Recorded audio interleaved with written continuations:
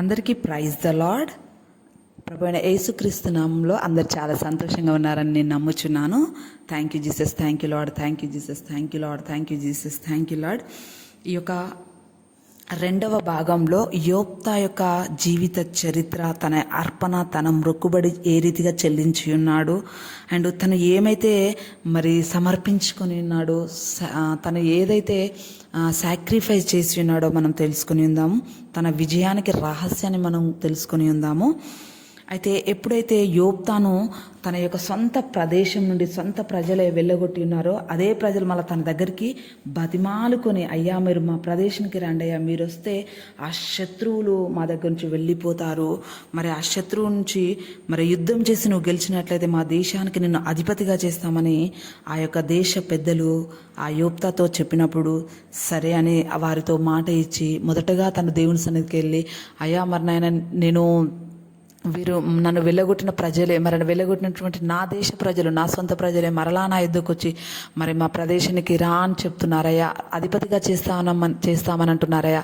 మరి ఈ అవకాశము నా జీవితంలో నీవు మాత్రమే సఫలము చేయగలిగిన దేవుడవయ్యా, మరి థ్యాంక్ యూ ప్రభు అని దేవుని దగ్గర ప్రార్థన చేశాడు. ప్రార్థన చేయడమే కాదు కానీ అతను ఒక మొక్కుబడి చేసుకొని ఉన్నాడు. ఆ మొక్కుబడి ఏంటంటే, అయ్యా నేను ఒకవేళ యుద్ధంలో గెలిచినట్లయితే నా ఇంటికి నేను మొదటగా వెళ్తున్నప్పుడు నాకు ఏదైతే మొదటగా ఎదురొస్తుందో దానిని మీకు అర్పించుకుంటాను, దహన బలిగా నేను ఇస్తాను అని దేవుడికి మొక్కి ఉన్నాడు. అలాగే తను ఇంకా తన జీవితంలో గొప్ప అద్భుతం చూసినాడు. ఆ యుద్ధంలో గెలిచినాడు.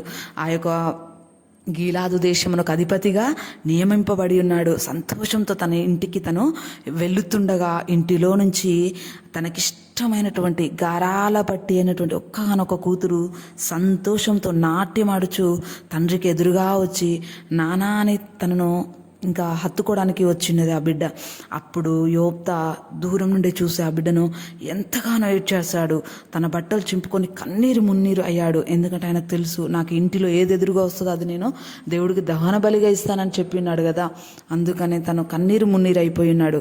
కానీ ఆ చిన్న కూతురు ఆ గారాల పట్టి తన తండ్రి దేవుని ఎడల ఎంత భయభక్తులు కలిగి ఉన్నాడో ఆమెకు తెలుసు.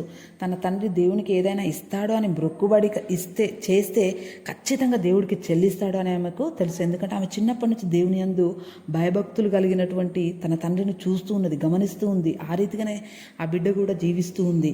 కాబట్టి ఆ చిన్నది, తండ్రి నన్ను దేవుడికి అర్పిస్తానని నీవు మొక్కుబడి చేశావు కాబట్టి నీవు నా విషయంలో వెనకడుగు వేయొద్దు, నన్ను దేవుడికి అర్పించు అని ఎంతో చక్కగా ధైర్యంగా చెప్పింది. చూసారా, యోప్తా ఒక వ్యభిచారి కొడుకైనప్పటికీ, అన్య స్త్రీకి పుట్టినటువంటి కుమారుడైనప్పటికీ, తన సహోదరుల చేత సొంత ప్రజల చేత ద్వేషింపబడినప్పటికీ, ఇంకా అల్లరి జనంతో కూడా తను తిరుగుతున్నప్పటికీ, సహవాసం చేస్తున్నప్పటికీ, కానీ తన కుటుంబాన్ని విడిచిపెట్టలేదు, దేవుని విడిచిపెట్టలేదు. దేవుని యందు భయభక్తులు కలిగి ఉన్నాడు. కుటుంబాన్ని దేవునిలో ఎంతో చక్కగా పెంచి ఉన్నాడు. కాబట్టి తన కూతురికి అంత మంచి మాటలు ఆ బిడ్డ ఆ చిన్నతనంలోనే మాట్లాడి ఉన్నది. అంటే ఆ యోప్తా యొక్క పెంపకం అంత గొప్పదన్నమాట. అయితే మనకు మిక్కిలి శ్రమ కలిగి నలిగిపోతున్న సమయంలో, మిక్కిలి అంటే ఎవరికి చెప్పుకోలేని సమస్యతో, ఎలా చెప్పాలో కూడా తెలియని సమస్యతో నలిగిపోతున్నప్పుడు, కుమిలిపోతున్నప్పుడు, మనకు కలిగిన దురవస్థను, అంటే భయంకరమైన సమస్య, మన మాటలో వివరించలేని సమస్యతో ఉన్న పరిస్థితిని మన దేవాది దేవుడు యేసుక్రీస్తు ప్రభు ఖచ్చితంగా చూస్తున్నాడు. ఆ సమస్య ఆయన సహించలేడు, ఆ సమస్యను అతను చూసి సహించలేడు.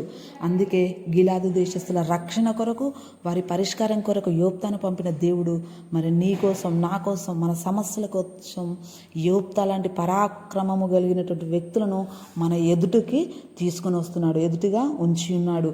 కాబట్టి మన సమస్య ఎదుకు అటువంటి మనుషులను పంపి ఉన్నాడు.